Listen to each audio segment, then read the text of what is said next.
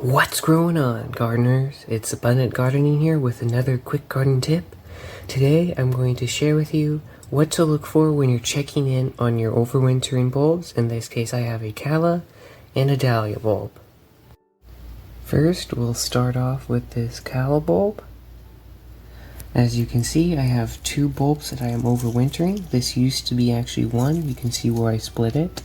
That's the first part you want to look for. If you split your bulbs, then you want to make sure that this callus is healed and it is not mushy. Before you put them into storage, you want to make sure you let these bulbs dry out for a couple days just to make sure that you don't experience any rot or mushiness in storage. So that's the first thing I will look for in these bulbs. As you can see, the callus looks good. There is no mushy, there's no rot. And then the second thing you want to make sure is the roots. They should be pretty much drying out. You don't want to see any black or mushy ones.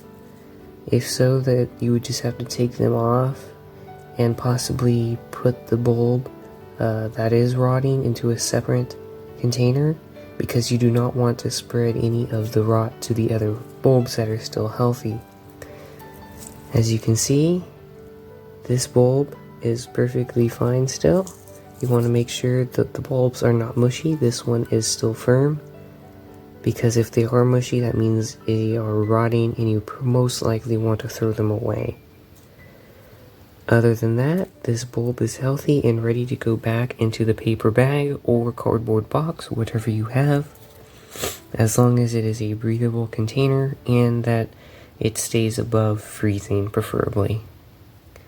Next, I have my Dahlia, and the process is similar. This is a pretty small Dahlia bulb, but it did grow foliage this past summer. Just look at the roots, inspect the roots.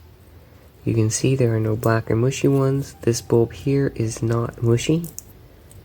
So hopefully when I plant it in the spring, which I will take you along with the process with both of these, the Callas and the Dahlia, hopefully they will come up.